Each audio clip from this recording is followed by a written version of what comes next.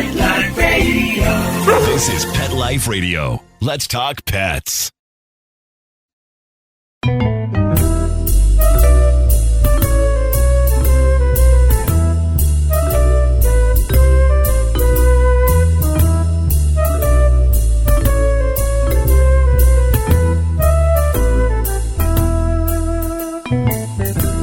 Hello, feline friends. This is Michelle Fern, your host on Cattitude. Today we're going across the pond to the UK, and we're going to talk about a book my guest has written called The Aromatic Cat, which talks about wonderful ways to heal your cat and help behaviors naturally. We'll be right back. Hey everyone, Michelle Fern here, your host on Best Bets for Pets and Cattitude. Ben and Jerry's has frozen treats for dogs. Yum! Whoop out loud, right? I know Nikki is going to love this. He loves a frozen treat. They have two different flavors. One is Punch's Mix, which is peanut butter and pretzel, and the other one is Rosie Spatch, which is pumpkin and mini cookies. You know, I kind of like both of those flavors too, but my absolute favorite is fish food. Anything Ben & Jerry's is always fabulous because the quality is so good and their mixes are so delicious. Be sure to check out more about these frozen dog desserts as well as pictures of all the caniners at the Ben & Jerry's Vermont office at benjerry.com. That's BENJERRY.com. Let's Talk Pets on PetLifeRadio.com.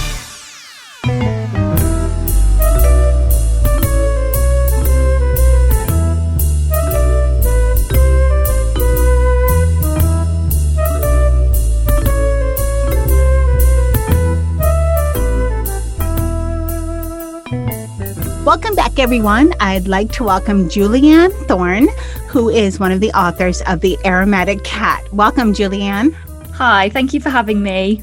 It's wonderful to have you. So I want to mention The Aromatic Cat was written by yourself and also Nayana Morag. It's called The Aromatic Cat, and it's a way to use herbs, hydrosols, and essential oils for your cat's well-being. That's right, yes. So why did you both decide to write the book? That's a great question. So we have worked with aromatics with the combined, I think it's 35 years experience between us. And we know that there are myths out there about using essential oils, particularly with cats. And we wanted to bust that myth, really. We wanted to help people use remedies in a really safe way and break down the information of how to use them. So we decided to pool our experience together and basically help people to heal their cats using, one of nature's most natural and organic ways to enable our cats to help to heal themselves, basically.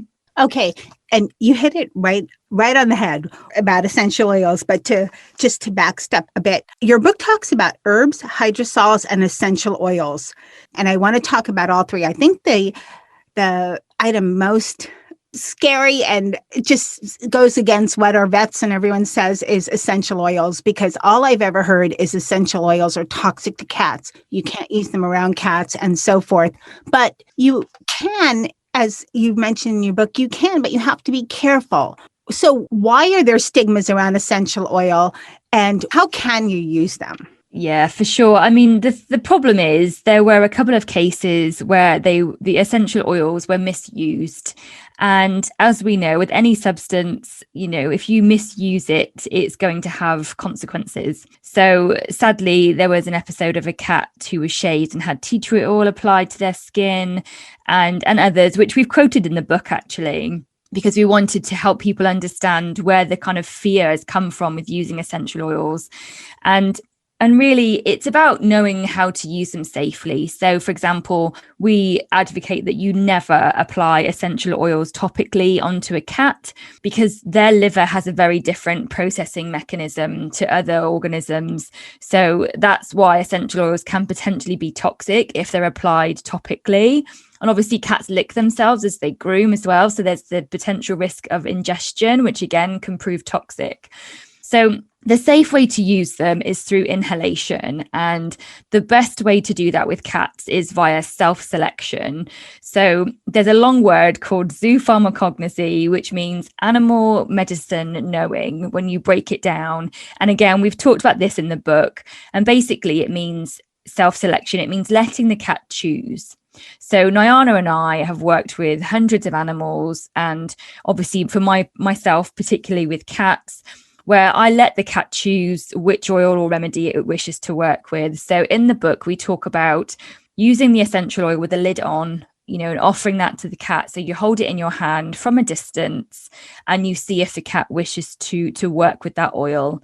And again, we've talked about what to look for, how to see if there are signs of selection or signs of processing, as we call it. So we've tried to be really clear in the book about how you can use them safely. And it's really just about letting the cat be your guide and letting the cat have a choice. And I think that's one of the crucial elements, is really allowing the cat to choose which remedy it works with, rather than us, inflicting a particular remedy on them or, using them without getting the cat's permission, basically. Okay, and I know you talk about self-selection also with hydrosols and with herbs. Before we get to that, a lot of people probably have not heard the word hydrosols before. So what are hydrosols and where would you find them?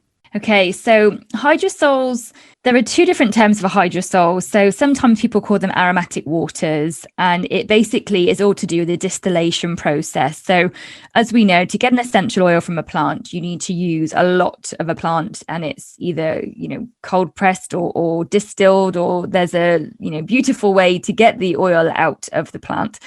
And with a hydrosol, it's basically it can be in some cases a byproduct. So it's basically, you've got some of the essential oil component, some of the oil, but it's in a water. So it's heavily diluted, basically. I don't want to go too much into the science of it all, but it's a softer way to use the remedy with cats. And what you can do with a hydrosol is basically you can dilute it even further. So Nyana works very much with hydrosols. I'm more with herbs, and we both use essential oils. So with the hydrosol, I know that, she will put a couple of drops, into sort of 50 mils, 200 mils of water to dilute it, again, because cats are very energetic beings. So they can sometimes just sit with a bowl of a diluted hydrosol and still gather the healing properties from it. So hydrosols are almost, in terms of potency and sort of strength, halfway. They're in between herbs and in between essential oils. So they're a great place to start if you're introducing remedies with your cat. It sounds like it might also be a good idea for people that are just still nervous about, using an essential oil, even diluted, even not on, topically on your cat. Seems like something that might be less intimidating. For sure. I mean, I have to admit, in the book, we talk about how to use all three formats. But actually what we've encouraged people is, because there is fear and because there is sometimes, I think, like you said, a lack of confidence. So we advise people to start with herbs. They're really straightforward and safe, which, like you said, we'll come on to, and then move into hydrosols as you build your confidence and you get familiar with the remedies as well. And also you'll start to learn to read your cat. So you'll know which remedies your cat will prefer, either at certain times or if they've encountered a particular situation. So it's definitely worth experimenting and trying to build your confidence with it, which, can take a while. You talk about in the book, you mentioned, herbs and making like an herb garden, like putting different herbs on a blanket, letting your cat self-select. Yeah. How would you know whether to use herbs, essential oils, or hydrosols if you're comfortable with all three? Mm-hmm. And then I want to talk about how would you know when to use a natural remedy or, okay, that's not going to work, right to the vet, here we go. So First, let's talk about herbs. How would you know which ones and which way to place them on the blanket and so forth? Sure. So herb gardens are a brilliant form of enrichment, and I am on a personal mission to change the world's perspective of cats and help people understand that having a herb garden down for their cat is just as crucial as having like a litter tray or a scratching post, because the herbs are fabulous to enable the cat to self-soothe, to deal with their own emotional state, whether they're dealing with frustration or fear, anxiety, aggression, etc.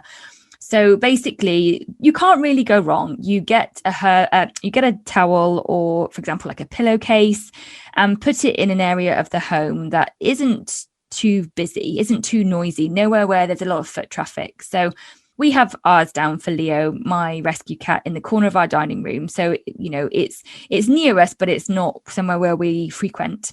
And you get a good pinch of your herb and you put one in each corner. So I generally tend to use 4 herbs at a time, just so that the cat isn't overwhelmed.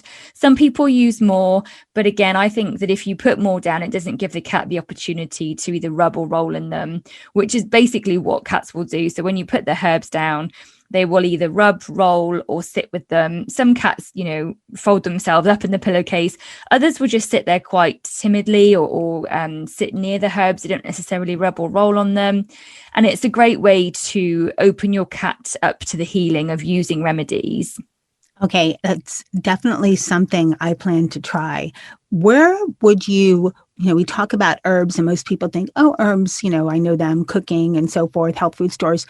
Where would you buy good herbs? Since also it seems like the great intro way to natural behavior work, and it's less intimidating than for some essential oils and hydrosols. Yeah, so I sell herb gardens. When I first started training, you can go to certain suppliers and you can buy, 100 to 300 grams of like valerian, for example.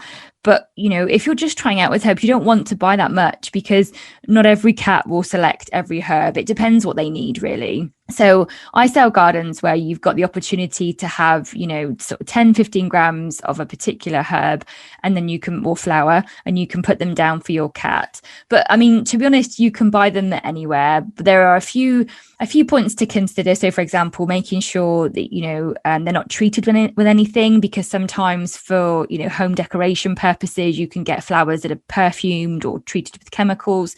And obviously there's a chance that the cat may ingest the herb as they're self-medicating. So you need to make sure that they're not treated with anything, and also buying organic if possible. So, I've seen organic valerian on Amazon for instance. So you can really have a look and try and get them online. But as long as they're not treated and they're kind of 100% natural, that's really what you want to go for, because when we bring this enrichment in for our cats, there's a high probability that they will potentially lick them and ingest them. And obviously we need to ensure that it's as close to nature intended really as possible. Okay, we're going to take a short break and come back, and then I want to ask you more about some natural wellness methods for your cat. We'll be right back. Hey everyone, Michelle Fern here, host of Best Bets for Pets. I have a great audiobook for you. Heartwarming, insightful, and often laugh out loud funny. W. Bruce Cameron's A Dog's Purpose audiobook is not only the emotional and hilarious story of a dog's many lives, but also a dog's eye commentary on human relationships and the unbreakable bonds between man and man's best friend. And don't miss the next in the series, A Dog's Courage, coming this May from Macmillan Audio. Order them wherever audiobooks are sold. Pets are part of the family. Make sure you can always afford the quality health care they need with Easy Pet Check, a nationwide pet insurance alternative. With Easy Pet Check, you'll save up to 75% on all your pet's health care at any licensed veterinarian in the U.S. Easy Pet Check accepts all dogs and cats regardless of pre-existing conditions. Visit EasyPetCheck.com. That's the letters EasyPetCheck.com. Taking care of your pet can be easy with Easy Pet Check. Let's talk pets. Let's talk pets On Pet Life Radio. Pet Life Radio. PetLifeRadio.com.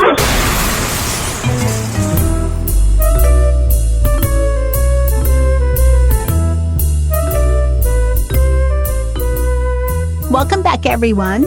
We're talking to Julie-Anne Thorne, and she is one of the authors of The Aromatic Cat. So, Julie-Anne, we've talked about some great things in your book. What I want to know is, how would you know what to use when for your cat? You go through a lot of information in your book. There's wonderful resource pages as far as, the various botanicals and, the behaviors and what to use. But when would you know to treat? Is it behavior problems? Is it health issues? Both? For everyone out there, you obviously know if your cat's direly ill, go to your vet. But what signs would you look for when it's okay to use natural wellness and then, all right, we need to go to the vet? Yeah, so I would always advocate going to the vet first. If there's any form of concern or worry, or you think something's not quite right, this isn't a replacement for veterinary care. It's a complementary treatment option. So if there's any doubt, I would always advocate you see your vet first. But the point that Nyana and I tried to get across in the book is that, herbs, hydrosols, and essential oils can be used alongside veterinary care. You can use it to maintain wellness. So when we talked about the herbs before, putting down a herb garden as part of enrichment and allowing the cat to deal with their emotional state, there are points when you can use remedies. So for example, Leo came home a few weeks ago with a small cut on his leg. And it was very small, less than half a thumbnail size. And I decided to treat it with some natural remedies. So I used some green clay to seal the wound. So that's one of the remedies we talk about in the book.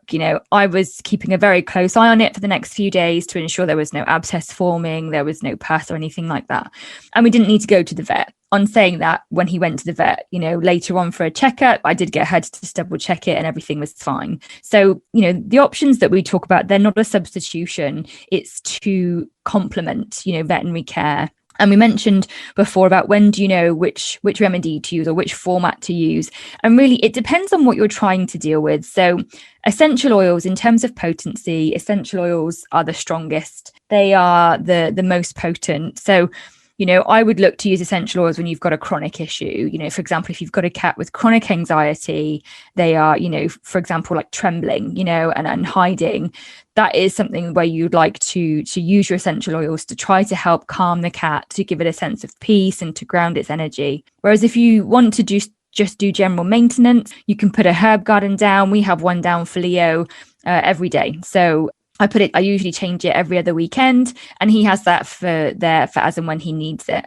When it comes to hydrosols, again, if your cat has perhaps a little bit of dandruff or, their energy they seem a little bit off, they're just not quite right, get your little toolkit out, get your remedies out and see which you're drawn to, put a few down, read through the book and try to figure out what you think might help the cat. So it's really about, making a choice as to when you think you want to offer remedies. Now, I would say, offering remedies daily, you shouldn't really need to, because what you're trying to do is help maintain balance, help maintain wellness. So if there are signals or signs that your cat just seems a little bit off or something's not quite right, then get your kit out and try having a session with them. It's really about maintaining wellness. So it's doing it as and when you think that there are potential signs from your cat that they're not feeling, as good as they could be, really. Let's talk about also in multi-cat households, because you mentioned in the book there's some herbs, and I think it was with herbs, on ways to calm cats. Like, I'll tell you, for my household, I have two sisters from different litters that don't get along. What would be the best thing for me to do? And this is something that is very common out there in the cat world. Most households have 2 or more cats, at least in the US, 2 or more cats, and they don't get along. That is, like you said, very common in the UK as well. Multi-cat homes is one of the reasons people come to me for help. So there are some kind of obvious environment changes or enrichment things to bring in. Make sure you've got enough resources for cats, in terms of number of litter trays and scratching posts and hidey holes. So there's a whole element around their environment which needs to be considered. But in terms of remedies, I would say one of the first things to do would be to put a herb garden down. Now, when you've got more than one cat, herb gardens like litter trays is 1 per cat, really. If you've got a space for a spare one, good. If not, at least 1 per cat, because what you need to do is make sure that each cat has the capacity to go to those gardens and deal with their emotional, perhaps anxiety or aggression, say, in a multi-cat home. So what you don't want to happen is you don't want to have, 2 cats fighting over, 1 pile of valerian, for example. So give each cat the opportunity to, enjoy their own garden. And I would say if you're dealing with aggression, like you said, there is information in the book. We cover a lot of the most common behavior problems. But for me, it would be, I think valerian, it's quite smelly. It smells, like a little bit like stinky feet, but it is so powerful for cats. And actually, I found in my my experience that valerian is selected a lot more than catnip. So I would say valerian is one, and that helps to reduce anxiety. That's a really great calming herb. I would also say little rosebuds or rose petals, whichever you can get hold of. So rose is really calming and it's really nurturing. So whether a cat is, the aggressor or is being attacked by the other cat, either way, it's going to have bring that nurturing element into their kind of environment. Then I would say chamomile. So chamomile is really calming, as we know as humans. People say if you're stressed, have a chamomile tea. And the effect is very similar for cats as well. So it helps to calm them down. It helps to reduce anxiety. And then I would probably say the last one would be, so if we think about having one on each corner, the last one for me would be angelica root. So angelica root, again, is very similar to rose. It's very nurturing. But what it does, it actually opens the cat up to healing. So it almost helps to soften their energy. So again, whether we're talking about stress or aggression or anxiety, it helps to kind of bring that fight or flight response back into control and helps to enable the cat to calm its energy a little and to feel a little bit more grounded, so they haven't got to be on attack all the time. I'm listening to you, and 3 of the herbs you mentioned you can find in health food stores for people. For there's angelicas for, I've heard for muscles for people to be used, but it's valerian and chamomile for calming and sleeping. So yeah, we're not all that different, I guess. What are yours? I know it depends on what you're trying to do, but that aside, which as much as it makes sense, what are some of your favorite herbs? Great question. To use, of course, and with your cats or cats that you're working on. And I know it varies per behavior, but maybe you can give us, your top 3 per 3 behaviors. Wow. Okay. So great question. Yeah. So I love chickweed. It's actually considered, a weed for gardens in the UK, but chickweed's brilliant if you've got a cat that's over grooming. So chickweed helps to soothe the digestive tract. So even though the cat is, perhaps may have a bold tummy, what it will do is help when the fur regrows for the skin to soothe the irritation. So it helps to soothe the digestive tract, which can be linked to inflammation and therefore partly to do with over grooming. So, I've seen a cat who's laid his throat chakra, his throat, over a pile of chickweed and just sat there with the energy of the herb. It's absolutely fabulous. So I would say chickweed is a great one if you've got a cat that's over grooming. So let's think about over grooming. I'd also say rose. Rose for me is one of the best remedies. We give Leo a rosebud probably every night and he plays with it. So rose can bring out a real playful energy for younger cats, but also if you've got older cats, like I said before, it's very nurturing. It's like a hug, it's comforting, it's nurturing.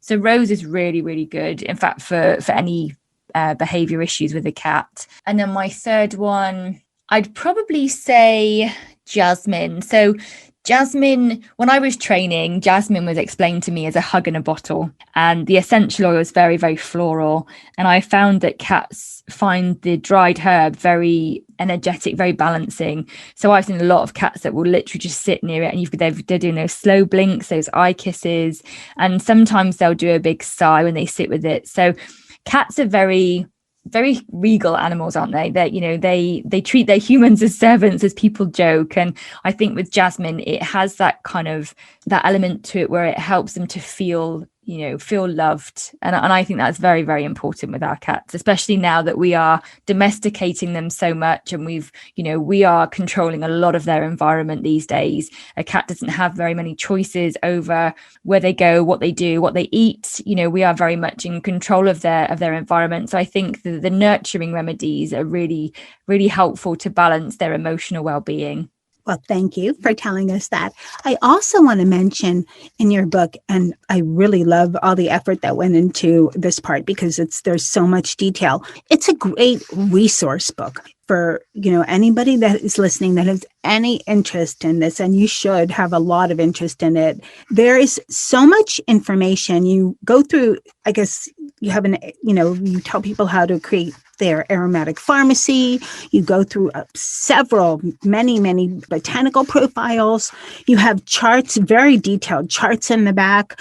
Tell us a little bit briefly about, I call it like reference material back here, for people and how they would use the charts in the back. Sure. So we included 40 botanical profiles because we wanted to make sure it was, like you said, it was a good reference book.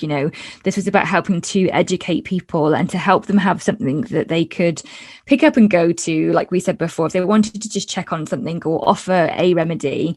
So we included the 40 profiles, which we tried to make sure they were comprehensive. We've included physical and behavioral reasons as to why you can use that oil. And then in the back, we've added tables where basically they can be really quick reference charts. So, I co-wrote this book and I've still got little stickers and labels sticking out of it as a really quick reference guide to just be able to find the information really quickly. So we've got two ways that the tables are structured. So first of all, it's per remedy. So for example, if you wanted to go and look at calendula, it'll tell you if you've got a cat that has got, for example, cracked skin or their digestion's a little unsettled. Calendula is good for that. We've also then got the emotional indicators. So if they're suffering from a lack of confidence or they're quite emotionally withdrawn, that's quite a good one to select. And then we've got common uses. So even for just one remedy alongside the botanical profile, we've got the cross-reference charts. And then after those, we've got aromatics for specific conditions. So I think this is over probably about 10 pages. And we wanted to enable people to literally put their finger on it, was basically the idea. So for example, for arthritis, we've got the essential oil, hydrosol or powder that you could offer. So for arthritis, we've got angelica root, ginger, juniper, spirulina and others. And then we suggest either the carrier or herbal oils. So sometimes, for example, you might want to make a bit of a combination. So spirulina is a powder and it's a great immune boost and actually is fabulous for pain. So you might want to mix a bit of the powder with a carrier oil. So for example, comfrey, which again helps to reduce pain, or St. John's wort. And then we suggest the dried herbs. So chamomile, comfrey, again, St. John's wort, and as we mentioned before, valerian. So we've given you different formats of a remedy that you can use to help with a specific condition. So we've tried to give everyone as much information as we can. And like I said, with over 30 or 35 years, I think it is, experience between the two of us, we tried to narrow it down as much as we could, but also making sure that everybody's got a really great reference guide to be able to dip in and out of, to build their confidence, to get to know the remedies and to help to heal their cat. I think your book is excellent. It's very thorough and it just is so detailed and a great resource. What would you tell anyone if you had they say the elevator pitch in sales, 2 minutes. What would you tell someone if they were, I like what you're saying, but I'm a little hesitant. What would be a good way for somebody, is considering but not sure to really get started? From, with all your experience and from all the treatment that you have done with herbs and essential oils and hydrosols. Yeah, so I would say if you're interested in any way, shape or form about using natural remedies with cats, the Aromatic Cat book is the book for you. So you might find a preference for herbs or essential oils or even hydrosols. And this book will help you understand all the different formats that you can use a remedy in and how to work it best with your cat. And actually we cover physical issues as well as behavioral issues. So it's a one size fits all for a cat. So we've tried to cover as many conditions as we can. And, I think it's a really great tool to use alongside veterinary care and veterinary medicine to be able to give your cat that holistic approach to wellness. I love it. And I also really like that right in the beginning of the book, you conquer kind of, here's another one of those words, but the elephant in the room, the stigma and, and essential oils and the overuse and misuse that people have. And consequently, if you misusing essential oils on people is no good either. Exactly. I mean, that's what we tried to get across. The reason there is fear out there is because they were misused. And if a human took a paracetamol tablet every day for a month, we may suffer consequences, because if we don't need it, it's going to make our bodies ill. And it's the same premise with remedies. So that's why the self-selection element is so important, because you need to let your cat choose. Your cat knows what it needs. Your cat knows whether it needs to sit near the valerian or whether it needs to ingest it. They are very, very wise, very knowing, sentient beings. And if you give your cat the opportunity to select a remedy, you will be blown away by their response, because they can be our teachers, and they enable us to let go of the control that we suffer with. When we do a session with a cat and you work with remedies with them, they will open your eyes to how powerful they can be in terms of choosing what they need. And actually, using remedies with your cat is a great way to deepen your bond and your connection. And it can really transform your relationship, because you end up giving your cat a voice, which is something I am so passionate about. All over my social media and my website is my hashtag giving cats a voice, because that's what remedies can do. We give them the opportunity to select what they need to be well and to feel better. And it's one of the best gifts we can give them. Thank you so much for coming on Cattitude and sharing all this information. Where can people find the Aromatic Cat? And tell us your social media so people can look for you. Thank you. It's been an absolute pleasure. I mean, I could talk about the book and cats all day long. So thank you for having me. People can find me on Instagram and Facebook. If you look for @naturallycats, there's a Naturally Cats Facebook page. There's a discussion group as well. And on Instagram, you'll see me sharing information about the herbs.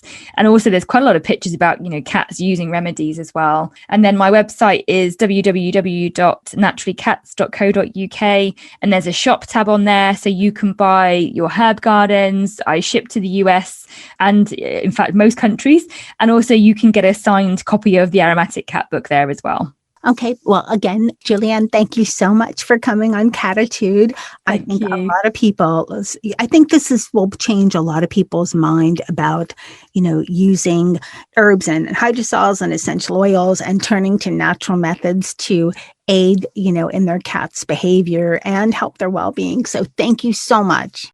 Thank you very much for having me. It's been lovely to talk about it. And I really hope that people, even if they take one step and buy the book, at least that will give them an insight into how they can help their cat using natural remedies. Yes. And this book is fabulous because of all, like you were explaining the charts are there's so much detail and so much information in here that I strongly encourage everyone listening to get the book. Again, it's called The Aromatic Cat. And where can people find it? So they can buy it from the shop on my website. It's also on Amazon as well, so that Amazon is just a plain copy. But if you get it from the Naturally Cats website, you get a signed copy by me. Okay, wonderful. Okay, thanks again. Lovely. Thank you very much. What a wonderful show. I strongly recommend this book, The Aromatic Cat. It's by Nyana Morag and Julie-Anne Thorne. So much great information. There's so many resources in that book as far as different herbs and essential oils that you can use for behaviors. It's wonderful. And I want to thank Julie-Anne Thorne for coming on Cattitude and sharing all of this knowledge. Thanks to my cat crew, especially Molly and Charlotte, which they're fighting sisters. So I am going to be using the Aromatic Cat to calm them down. I can't wait. And thanks to my producer, Mark Winter, for making me and my guests sound wonderful. And thanks to everybody listening to Cattitude. I get questions and emails and comments all the time. So thank you. Anything you want to say, shoot me an email, michelle@petliferadio.com. IG, Instagram is @MichelleFernPet. So stay tuned. We're going to have a lot more great shows coming up. Let's Talk Pets, every week on demand, only on PetLifeRadio.com.